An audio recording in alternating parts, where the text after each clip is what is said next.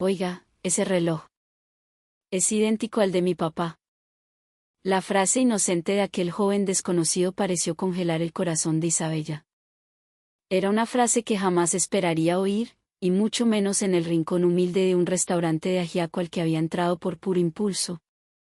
El reloj de Isabella era una pieza única en el mundo, un diseño encargado a medida en Suiza. ¿Cómo era posible que este muchacho supiera de su existencia? La lluvia había comenzado a caer sobre Bogotá, un aguacero persistente que lavaba el gris de los edificios del centro financiero.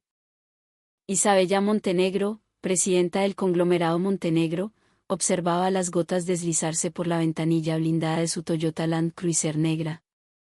A sus 50 y tantos años, su mirada aún conservaba un brillo agudo, pero bajo esa superficie se escondía un vacío inmenso, un eco que ni el éxito ni la riqueza habían logrado llenar. Señora presidenta, su próxima reunión es a las 4 en punto, dijo su asistente desde el asiento del copiloto. Isabella no respondió. Su única reacción fue rozar con el pulgar el frío metal del reloj que ceñía su muñeca. Era un reloj antiguo, pero su mecanismo suizo seguía marcando el tiempo con una precisión implacable. «Pare el carro aquí», ordenó de repente. El conductor, un hombre corpulento con un auricular discreto, la miró por el retrovisor, desconcertado. «Aquí, señora.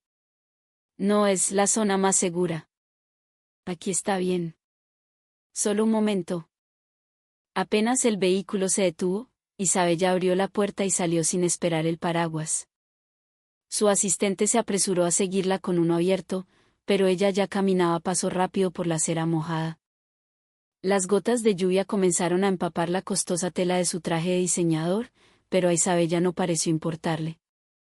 Regresaba de un viaje de negocios en Cartagena y debía dirigirse directamente a la sede principal del conglomerado. Sin embargo, ese día sentía una desazón extraña, una inquietud que no podía nombrar. Las salas de juntas, las montañas de informes, las firmas interminables. Esa era su vida, pero a veces, en momentos como este, sentía que la asfixiaba. Mientras caminaba sin rumbo, un letrero capturó su atención, el rincón del ajiaco santafereño.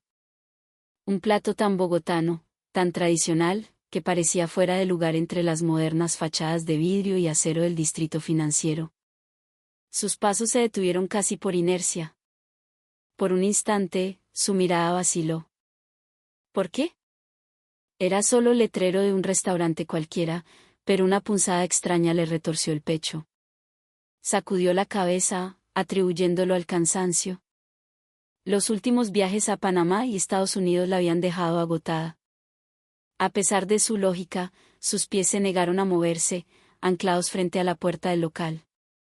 A través del cristal empañado, vio el resplandor cálido de las luces interiores y el vapor que ascendía de los platos de sopa humeante. Aquella escena, tan ordinaria y sencilla, le despertó una nostalgia inexplicable. Finalmente, empujó la puerta y entró. Era la hora del almuerzo y el lugar estaba lleno de vida. Oficinistas con sus corbatas aflojadas, obreros de una construcción cercana con sus botas manchadas de cemento, ancianos del barrio conversando en voz alta. En medio de todos ellos, la figura de Isabella, con su traje impecable y su aura de poder, era una anomalía. Algunas miradas curiosas se posaron en ella. «Buenas tardes, a la orden», dijo una voz joven y alegre. Un muchacho de ojos claros y sonrisa fácil se acercó a ella. Llevaba el uniforme del restaurante, pero había en su rostro una expresión inteligente y pulcra. En la placa de su camisa se leía, Mateo. «¿Viene sola?» «Por aquí tengo una mesita junto a la ventana». Mateo la guió hasta una pequeña mesa. Isabella se sentó en silencio. Su asistente entró tras ella, preocupado, pero ella le hizo un gesto con la mano para que esperara afuera. Por alguna razón, necesitaba estar sola en ese momento. ¿Qué le provocó? Nuestro plato estrella es el ajiaco, claro. Si es la primera vez que viene, le recomiendo el especial de la casa. Mateo sacó una libreta y un bolígrafo, listo para tomar la orden. Isabella hojeó el menú por un segundo y luego levantó la vista. Un ajiaco especial, por favor. Listo, con mucho gusto. La crema de leche y las alcaparras se las trae aparte para que le ponga el gusto, ¿cierto? El ají y el aguacate están en la barra de autoservicio. Mateo estaba a punto de anotar el pedido cuando su mirada se detuvo de golpe. El reloj que brillaba en la muñeca de Isabella había capturado toda su atención. Sus ojos se abrieron de par en par y la mano que sostenía el bolígrafo quedó suspendida en el aire. Oiga, señora. La voz de Mateo tembló ligeramente, como si acabara de ver un fantasma. Disculpe la pregunta. Isabella lo miró, extrañada por su repentino cambio de actitud. ¿Qué sucede? No. Es que...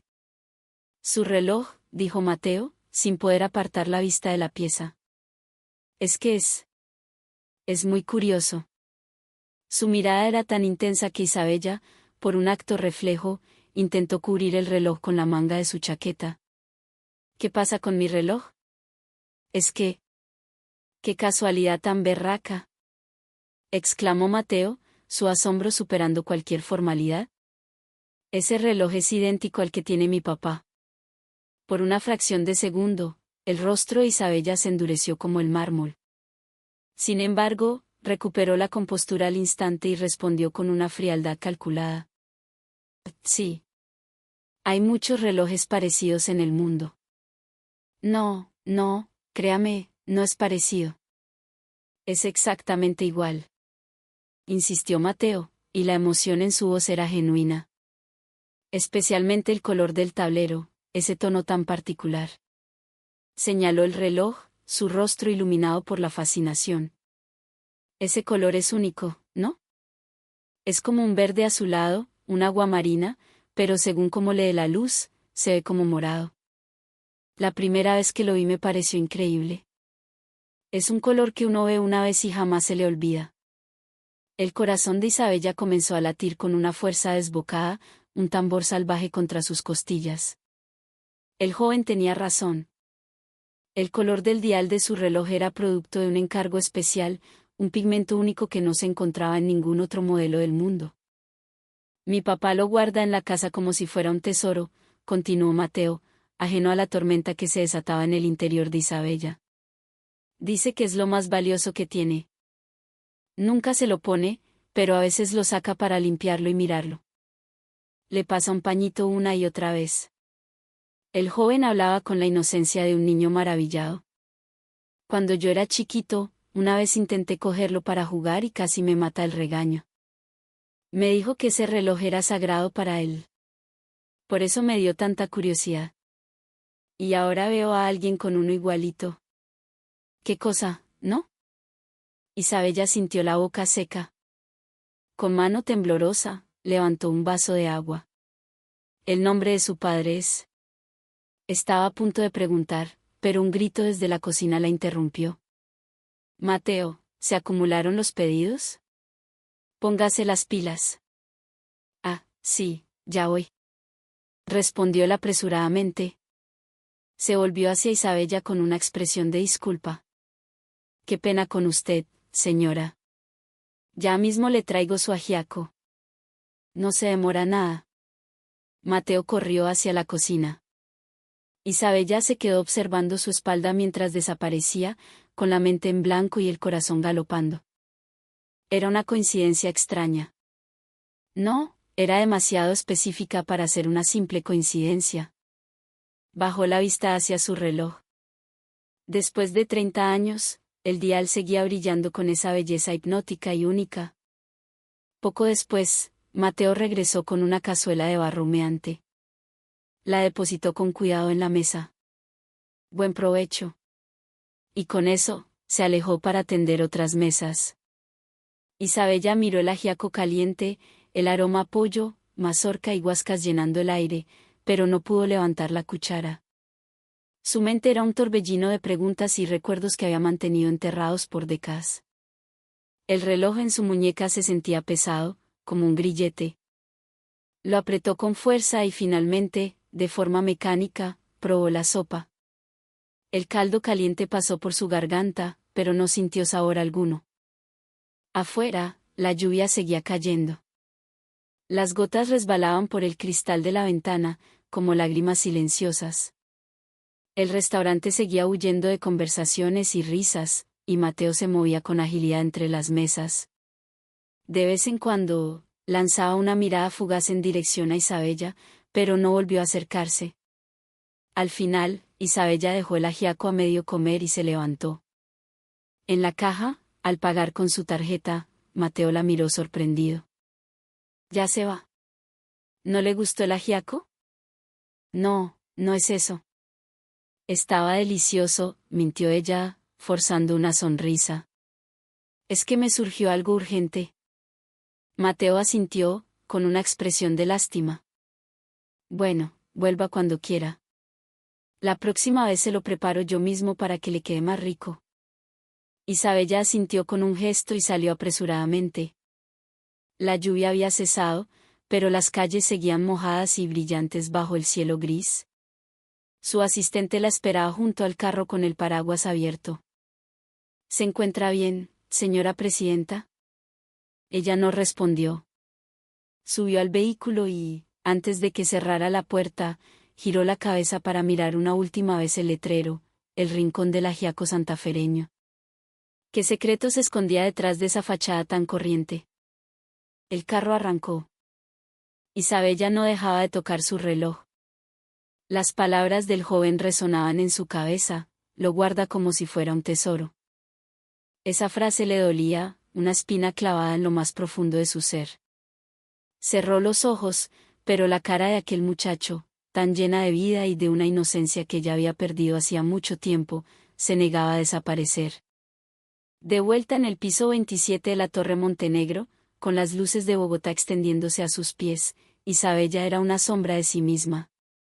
Se estaba llevando a cabo una reunión crucial sobre la adquisición de una empresa de tecnología, y los ejecutivos presentaban proyecciones y cifras con un entusiasmo calculado. Señora presidenta, el retorno de inversión estimado para el siguiente trimestre es de... La voz del director financiero se desvanecía en un murmullo lejano. La atención de Isabella estaba fija en su muñeca. El dial del reloj, con su extraña mezcla de aguamarina y violeta, parecía hoy más vivo que nunca, como si intentara contarle una historia. Señora presidenta. La llamada de atención del ejecutivo la devolvió a la realidad. Todas las miradas en la sala estaban puestas en ella. Disculpen, dijo, su voz más frágil de lo habitual. ¿Podría repetir la última parte, por favor? Los directivos intercambiaron miradas sutiles. Era la primera vez que veían a la legendaria Isabella Montenegro, famosa por su memoria fotográfica y su enfoque implacable, perder el hilo de una reunión. Su jefe de gabinete, Javier Vargas, un hombre que la había servido desde los tiempos de su padre, la observaba con una preocupación apenas disimulada.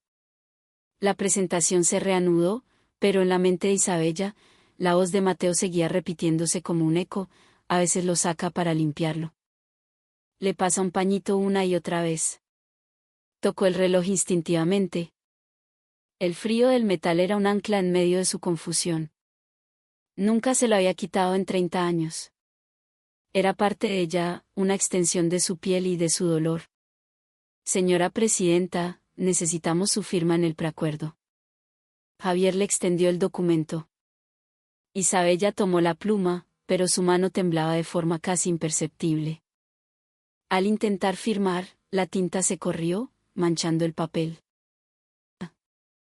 Un sonido de frustración escapó de sus labios. Los ejecutivos la miraron, atónitos. Rápidamente, ordenó que le trajeran una nueva copia. Terminemos por hoy. ¿Continuaremos mañana? Su abrupta decisión dejó a todos perplejos, pero nadie se atrevió a cuestionarla. Mientras salía de la sala, su silueta parecía más encorvada, más frágil. En la soledad de su oficina, se dejó caer en su sillón de cuero. La noche empezaba a caer sobre la ciudad, encendiendo un mar de luces. Se quitó el reloj y lo depositó sobre el escritorio de caoba.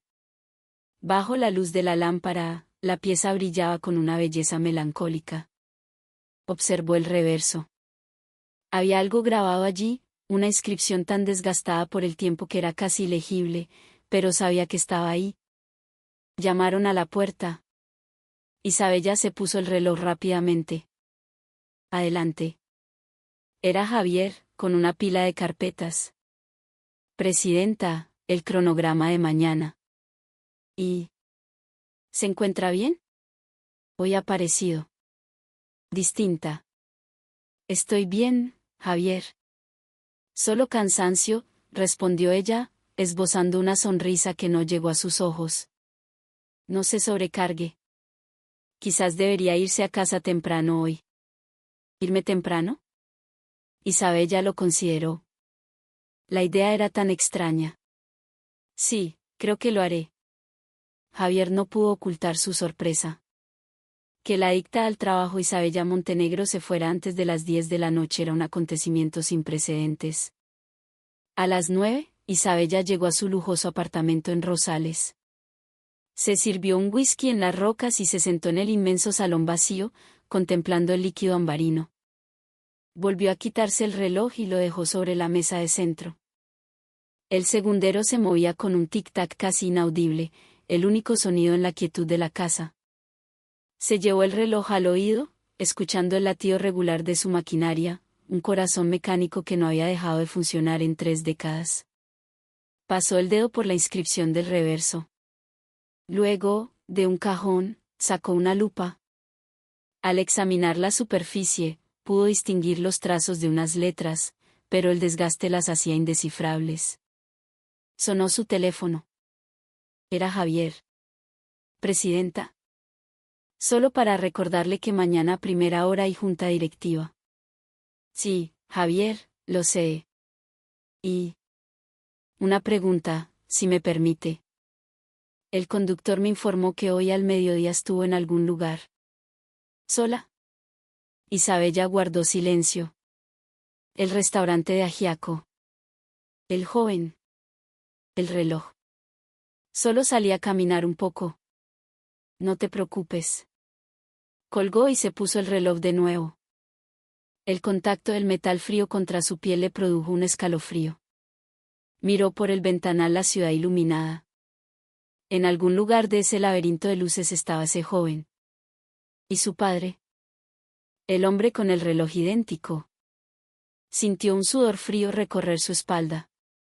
Su corazón latía con fuerza. Tenía el presentimiento de que algo grande, algo que lo cambiaría todo, estaba a punto de suceder.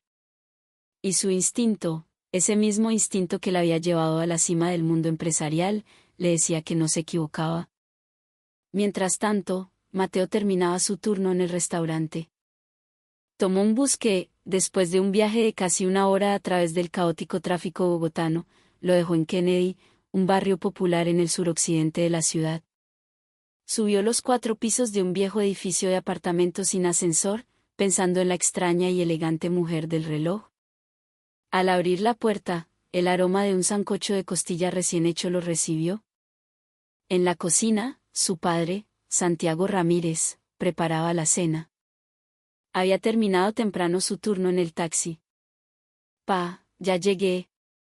Mijo, qué bueno. Límpiese las manos que ya casi está la comida. Santiago, con un delantal puesto, terminaba de poner la mesa. A sus 50 y tantos, su rostro estaba surcado por las arrugas del tiempo y la preocupación, especialmente alrededor de sus ojos.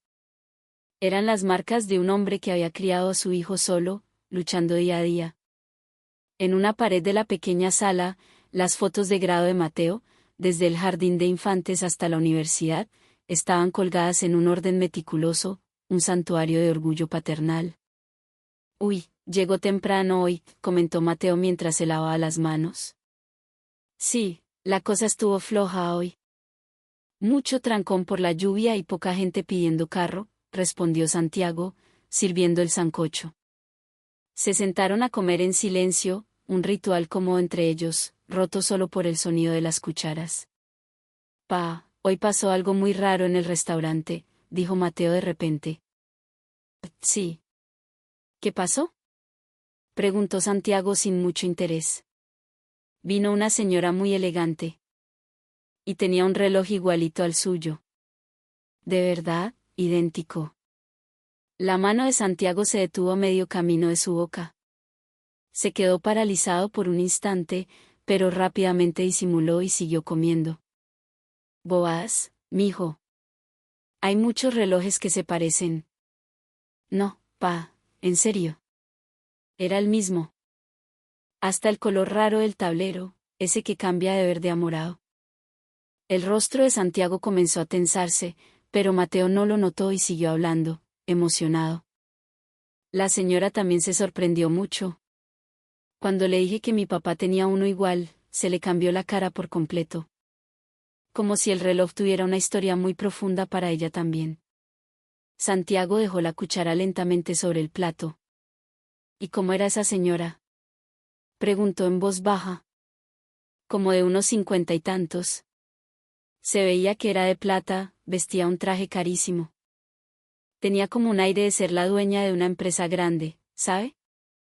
La mano de Santiago comenzó a temblar. Intentó tomar el vaso de agua, pero lo volvió a dejar. Sentía la garganta como un desierto. Pa. Mateo lo miró, preocupado. Santiago forzó una sonrisa. No es nada, mijo. Estoy como cansado, eso es todo. Después de la cena, Santiago se encerró en su cuarto. Mateo, mientras lavaba los platos, no entendía la extraña reacción de su padre. En su habitación, Santiago se paró frente al viejo armario de madera. Abrió el compartimento superior y, del fondo, sacó una pequeña caja de cartón cubierta de polvo. Dentro, envuelto en un paño de terciopelo descolorido, estaba el reloj. Con manos temblorosas, lo levantó. El dial de agua marina y violeta brillaba tenuemente bajo la luz del bombillo. En el reverso, la inscripción casi borrada aún podía sentirse al tacto. Apretó el reloj contra su pecho y cerró los ojos. Los recuerdos, esos fantasmas que había mantenido a raya durante 30 años, volvieron con una fuerza abrumadora. El dolor era tan agudo como el primer día. Toc, toc. Pa, ¿puedo entrar? La voz de Mateo lo sobresaltó.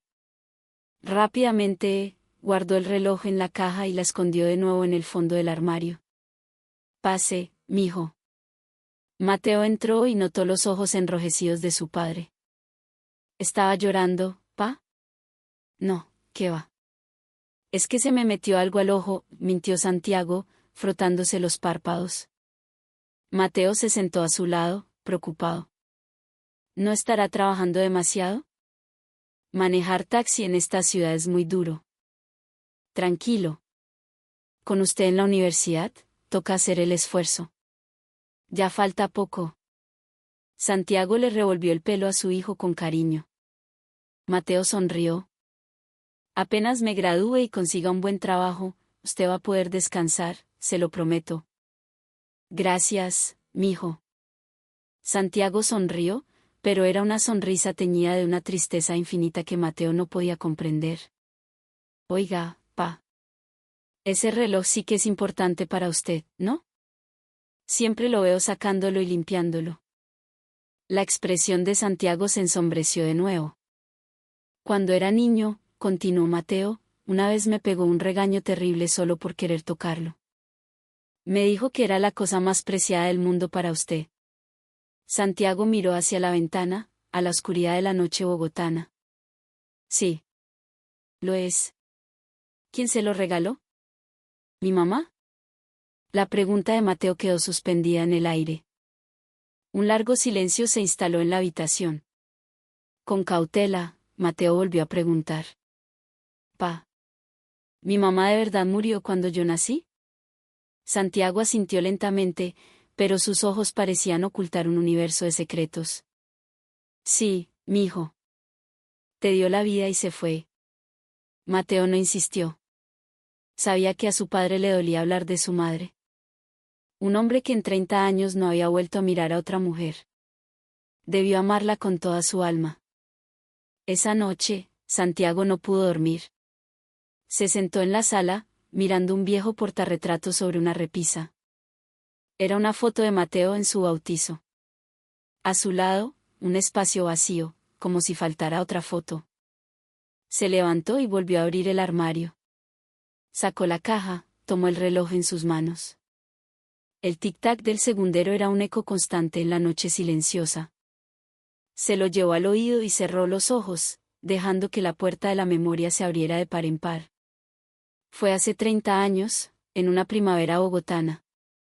Santiago, con 26 años, recién graduado de literatura de la Nacional, trabajaba en una pequeña editorial independiente. Un día, en una librería del centro, conoció a una mujer. Era Isabella. Con 23 años, estudiaba administración de empresas en los Andes, pero estaba en la sección de poesía, leyendo a José Asunción Silva. Santiago, un apasionado de la literatura, se acercó. Y eran una sola sombra larga, ¿le gusta Silva? Isabella levantó la vista. Sus ojos, profundos y claros, lo cautivaron al instante. Me encanta. Especialmente el nocturno. Así comenzó todo. De la librería pasaron a tomar un tinto en la Candelaria. Se vieron una y otra vez. Isabella era hija de Arturo Montenegro, uno de los empresarios más poderosos del país, un verdadero magnate. Pero al principio, ella ocultó su origen, presentándose como una estudiante común y corriente. Santiago era un joven humilde, pero trabajador, idealista y con un corazón noble. Isabella se enamoró de esa autenticidad. ¿Y cuál es tu sueño, Santiago? Le preguntó ella una tarde, mientras caminaban por el Parque Nacional. Algún día quiero tener mi propia editorial. Publicar buenos libros, descubrir nuevos talentos colombianos.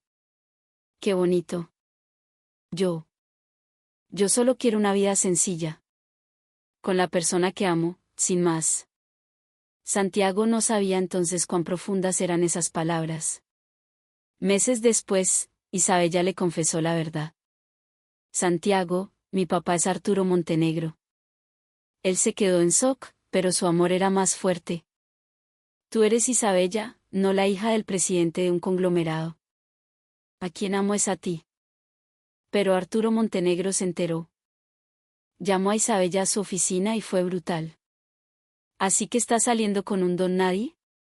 Terminas esa relación ahora mismo. Papá, yo amo a Santiago. ¿Amor? No seas ridícula. Eres mi heredera. Tu lugar no está con un muerto de hambre. Es mi vida, no la tuya. Y yo elijo. Por primera vez, Isabella desafió a su padre. Arturo Montenegro se enfureció. Si eliges a ese hombre, te vas de esta casa y no vuelves nunca más. Perfecto. Me voy. Isabella se fue de la mansión en los cerros orientales con lo puesto. Santiago, aunque asustado, la recibió en su pequeño apartamento de Chapinero. Perdóname, Isa, por hacerte vivir en este lugar tan pequeño. ¿Perdonarte? Santiago, soy feliz. De verdad. Y lo era. El pequeño apartamento era más cálido que la fría mansión. Cocinaban juntos, comían en una mesita minúscula. A Santiago le encantaba el ajiaco de un restaurante cercano y a menudo lo llevaba para la cena. ¿Otra vez ajiaco? Bromeaba Isabella.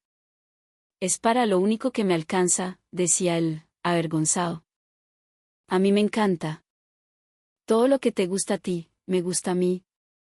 Eran pobres, pero inmensamente felices. Un día, Isabella le dio un regalo. Una caja elegante. Dentro había un reloj precioso, con un dial que cambiaba de color, de aguamarina a violeta. Isa, esto debe haber costado una fortuna. Lo mandé a hacer en Ginebra.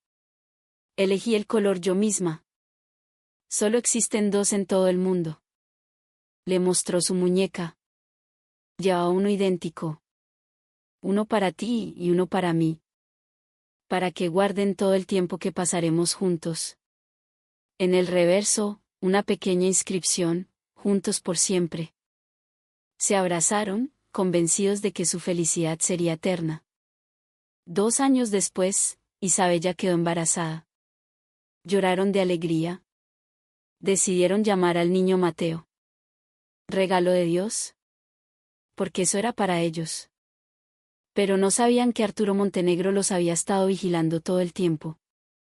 Sabía del embarazo, de cada uno de sus movimientos. En su despacho, le dio una orden a su jefe de seguridad, Javier Vargas. Ese niño no puede nacer con el apellido Montenegro. Noviembre, la primera noche fría con amenaza de helada en la sabana de Bogotá. Isabella, con 9 meses de embarazo, sintió un dolor agudo. Santiago estaba trabajando hasta tarde. El dolor se intensificó. Sintió un líquido caliente correr por sus piernas. Era sangre. Aterrada, llamó a Santiago. Santiago. Estoy sangrando. ¿El bebé? Santiago voló a la casa, la tomó en brazos y la llevó en un taxi al hospital. Isabella estaba pálida, casi inconsciente. Por favor, rápido. Le suplicaba al taxista. En el hospital, los médicos se la llevaron de urgencia. Un doctor se acercó a Santiago con el rostro serio. Su esposa tiene un desprendimiento de placenta. Es muy grave. Tenemos que hacer una cesárea de emergencia ahora mismo. Santiago sintió que el mundo se derrumbaba. Sálvelos, doctor. Por favor, sálvelos a los dos. La luz del quirófano se encendió. Santiago esperaba en el pasillo, rezando. Fue entonces cuando apareció Javier Vargas, el hombre de confianza de Arturo Montenegro. Se paró a su lado, en silencio. ¿Qué? ¿Qué hace usted aquí? Preguntó Santiago, con un mal presentimiento. 1 hora después, el cirujano salió. Pero en lugar de hablar con Santiago, se dirigió directamente a Vargas. Señor Vargas, la madre está en coma, pero vivirá. El niño nació sano. Vargas se llevó al médico a un rincón. Santiago, con el corazón en un puño, lo siguió. Escuchó a Vargas decir: «Conoce las órdenes del señor Montenegro, ¿verdad?» «Sí, señor». «Entonces proceda». Santiago se interpuso, temblando. «¿De qué están hablando? ¿Qué van a hacer con mi hijo?» Vargas lo miró con desprecio. «Ese niño no es bienvenido en este mundo. El señor Montenegro no desea su existencia». Santiago sintió que sus piernas fallaban. «No. No pueden hacer eso. Es un asesinato. Es una decisión tomada». Cuando Vargas intentó irse, Santiago se arrojó a sus pies. Se arrodilló en el frío suelo del hospital y se aferró a sus pantalones. «Por favor, se lo ruego». Sollozó, con el rostro bañado en lágrimas. «Castíguenme a mí, mátenme a mí, pero dejen vivir a mi hijo. Él no tiene la culpa de nada». Vargas lo miró, impasible. «Le ruego que me deje en paz. Haré lo que sea», gritó Santiago, desesperado. «Desapareceré de la vida de Isabella para siempre. Me iré y nunca más sabrán de mí. Pero por favor, dejen vivir a mi hijo. Se lo suplico». La expresión de Vargas cambió sutilmente. La imagen de aquel padre desesperado, dispuesto a sacrificarlo todo, lo conmovió. Tras un largo silencio, habló. «¿Está dispuesto a renunciar a todo? ¿A no volver a ver a Isabella Montenegro nunca más? Si aparece una sola vez, usted y el niño estarán muertos». «Lo juro», dijo Santiago, con la voz rota. «Lo juro por mi vida». Vargas tomó una decisión. «Vaya a la sala de neonatos. Tome al niño y desaparezca. Ahora mismo. Y no vuelva jamás. A la señorita Montenegro le diremos que el niño murió en el parto. Y que usted, cobardemente, la abandonó. El dolor era insoportable, pero era el único camino». Santiago fue a la sala de neonatos. Una enfermera le entregó a un bebé diminuto envuelto en una manta. «Felicitaciones, es un niño sano y fuerte». Santiago abrazó a su hijo. Las lágrimas caían sobre el pequeño rostro del bebé. Mateo. Papá te va a proteger. Te lo juro. Salió del hospital sin mirar atrás. Afuera caía una llovizna helada. Abrazó a su hijo con fuerza y caminó hacia la oscuridad, dejando atrás su vida, su amor, todo, por la pequeña vida que sostenía en sus brazos. Días después, Isabella despertó del coma. Lo primero que preguntó fue por su bebé. Vargas, con una frialdad glacial, le dio la noticia. ¿Murió? Y el hombre que amaba la abandonó. Huyó. Isabella gritó hasta perder la conciencia. Lo había perdido todo. El tiempo pasó. Santiago se mudó al sur de la ciudad y empezó a manejar un taxi. Criaba a Mateo con un amor infinito. Isabella volvió a la mansión de su padre, pero era una mujer rota. Se convirtió en una ejecutiva fría y despiadada, la reina de hielo del mundo empresarial. Su padre murió y ella heredó el imperio. Santiago envejeció tras el volante de su taxi. Ambos conservaron sus relojes. Ella, como un recordatorio del odio y la traición. Él, como un recuerdo del amor y el sacrificio. Vivían en la misma ciudad, bajo el mismo cielo gris, sin saber que el otro estaba tan cerca. Hasta que un plato de ajiaco y un reloj único comenzaron a girar de nuevo la rueda del destino. Una semana después del encuentro en el restaurante, Isabella era incapaz de concentrarse. En plena junta directiva, mientras revisaba un informe financiero, las cifras se desvanecían. En su lugar, veía el rostro del joven y oía su voz: mi papá lo guarda como si fuera un tesoro. Señora presidenta, ¿se encuentra bien?, preguntó el director financiero. Isabella levantó la vista, desorientada. Tomemos un receso de 10 minutos. Los ejecutivos se miraron, asombrados. La situación empeoraba cada día. Derramó un café sobre un contrato millonario y se quedó mirando la mancha, ausente. Por las noches, el insomnio era su única compañía. Se sentaba en la oscuridad de su salón, con el reloj sobre la mesa, observando cómo el dial cambiaba de color bajo la luz de la luna. Finalmente, tomó una decisión. No podía seguir así. Canceló toda su agenda de la tarde. Javier, cancela todo. Pero, presidenta, la reunión con los inversores alemanes es crucial. He dicho que canceles todo. Subió a su carro y le dio al conductor la dirección del restaurante. Eran las 2 de la tarde, y el local estaba casi vacío. Mateo limpiaba una mesa y, al verla entrar, sonrió. Buenas. ¿Volvió?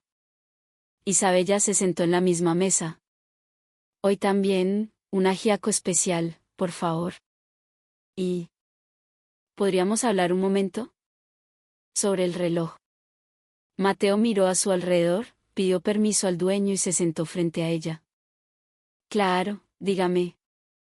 Isabella se quitó el reloj y lo puso sobre la mesa. Los ojos de Mateo volvieron a brillar. ¿Sabe desde cuándo lo tiene su padre? Desde que yo me acuerdo. Desde que era un niño. Deben ser más de 20, 25 años. O quizás más. El corazón de Isabella dio un vuelco. La fecha coincidía. ¿Y cuál es el nombre de su padre? Santiago Ramírez. Santiago. El nombre la golpeó como un rayo. Su mano tembló tanto que derribó el vaso de agua. Mateo se levantó de un salto. Señora, ¿está bien? Sí, sí. ¿Y su madre? La expresión de Mateo se ensombreció. Murió cuando yo nací. Mi papá me crió solo. Los ojos de Isabella se llenaron de lágrimas. Luchó por contenerlas. ¿Su padre no volvió a casarse? No, nunca. Una vez le pregunté por qué y solo sonrió, pero con una tristeza. Isabella no pudo más. Se levantó bruscamente. Lo siento, me tengo que ir. ¿Pero y su ajiaco? Para la próxima. Pagó y salió corriendo, dejando a Mateo completamente confundido. En el carro, se cubrió el rostro con las manos. Demasiadas coincidencias. Tenía que saber la verdad. Esa noche, cuando Mateo llegó a casa, Santiago ya estaba preparando la cena. Pa, no va a creer quién volvió hoy al restaurante. Santiago, que cortaba cilantro, se detuvo. ¿Quién? La señora del reloj. Y estuvo muy rara. Se sentaron a comer. Santiago apenas provocado. ¿Qué te preguntó? Me preguntó por el reloj, su nombre, si usted se había vuelto a casar. Y cuando le dije, Santiago Ramírez, se puso pálida como un papel y salió corriendo. Clang. La cuchara de Santiago cayó al plato.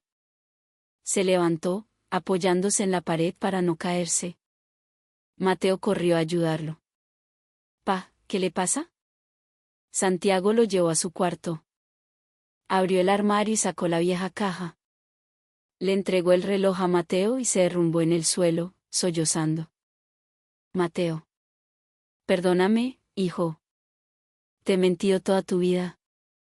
¿Papá? ¿De qué hablas? Santiago levantó su rostro bañado en lágrimas. Esa mujer. Esa mujer que viste en el restaurante.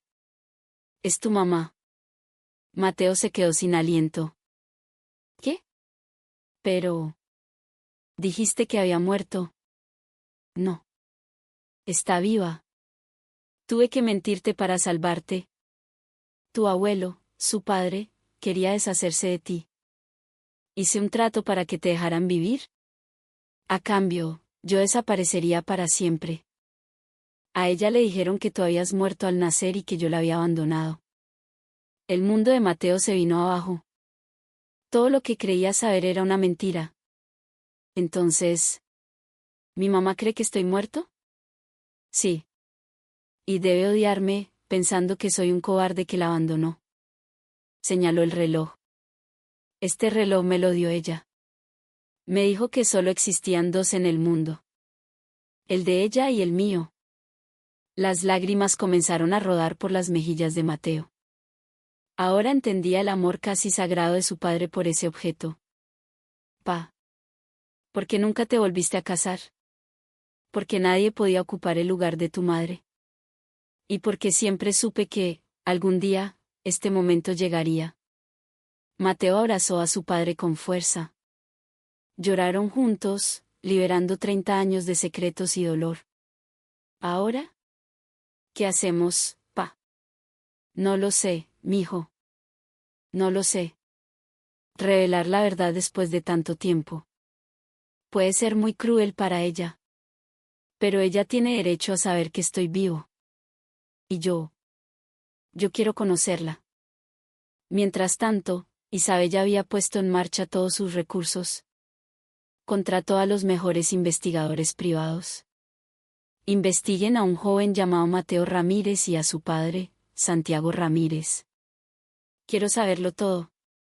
2 días después, el informe llegó. La foto de Mateo. Su fecha de nacimiento coincidía exactamente con el día del parto. La información de Santiago, graduado de literatura, es trabajador de una editorial, ahora taxista. Viudo. ¿No hay información de la madre de Mateo? Preguntó Isabella con un hilo de voz. No, señora. En el registro civil, el espacio figura como desconocido. Isabella sintió que se ahogaba. Buscó los registros del hospital, pero la clínica había cerrado hacía años. Tras una búsqueda exhaustiva, encontró a una enfermera jubilada que había trabajado allí. ¿Recuerda a una paciente llamada Isabella Montenegro, hace 30 años? La anciana asintió. Claro, la joven que llegó de urgencia. Pobrecita. El bebé nació vivo, yo lo escuché llorar. Pero luego, de un momento a otro, nos dijeron que había muerto. Y un hombre de traje negro lo arregló todo. El hombre de traje negro. Su padre. Y seguramente, Javier Vargas. Isabella condujo hasta un hogar geriátrico en La Calera, donde encontró a Javier, ya un anciano de 80 años. Javier. Aquel día, en el hospital. ¿Qué pasó con mi hijo? Javier suspiró. ¿Sabía que este día llegaría? Su hijo nació vivo. Isabella sintió que las piernas le fallaban. ¿Y por qué?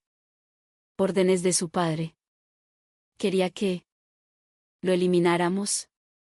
Pero Santiago Ramírez se arrodilló, suplicó, ofreció su vida, su futuro, todo, a cambio de la vida del niño. Juró desaparecer para siempre. ¿Y yo? ¿No pude cumplir la orden de su padre? Deje que se llevara al niño. Isabella rompió a llorar. Un llanto desgarrador, liberador. Santiago no la había abandonado. La había salvado. Había salvado a su hijo. Salió del asilo y lloró en su carro durante horas. El odio que la había consumido por 30 años se disolvió, reemplazado por un amor y una gratitud inmensos. Y Mateo. Su hijo estaba vivo. Un joven bueno, trabajador, criado con amor por el hombre que ya había creído un traidor. Ahora solo quedaba una pregunta. ¿Qué hacer? ¿Cómo enfrentar una verdad tan grande, tan dolorosa, tan hermosa? Pero una cosa era segura. No podía seguir viviendo en la mentira. Tenía que enfrentar la verdad. Tras la confesión de Javier, Isabella se tomó una semana de vacaciones, la primera en su vida. Se encerró en su apartamento, asimilando el peso de 30 años de mentiras y sacrificios. Cuando finalmente se sintió lista, una calma extraña se apoderó de ella. Al caer la tarde, bajó al estacionamiento. Su conductor le abrió la puerta. ¿A dónde la llevo, señora presidenta? Le entregó una nota con la dirección de Santiago. El conductor la miró, extrañado. Era un barrio al que jamás la había llevado. ¿Está segura, señora? Sí. Arranque. El carro dejó atrás las luces de Rosales y se adentró en las calles más modestas del suroccidente. Cuando llegaron al viejo edificio de apartamentos, la noche ya había caído. Espérame aquí. Apaga el motor. Isabella se quedó en el carro, observando una ventana iluminada en el cuarto piso. Allí vivían él y su hijo. ¿Su hijo? Pasaron las horas. Cerca de la medianoche, un taxi amarillo entró en el conjunto residencial. Su corazón dio un vuelco. Del carro bajó un hombre cansado. Era Santiago. En el momento en que él se dirigía a la entrada del edificio, Isabella abrió la puerta del carro. El sonido metálico hizo que Santiago se detuviera y se girara. Bajo la débil luz de un poste, sus miradas se encontraron a través de 30 años de ausencia. El maletín de Santiago cayó al suelo. ¿Isabella? Su voz fue un susurro roto. Ella se acercó, las lágrimas nublando su vista. Soy yo, Santiago. ¿Por qué?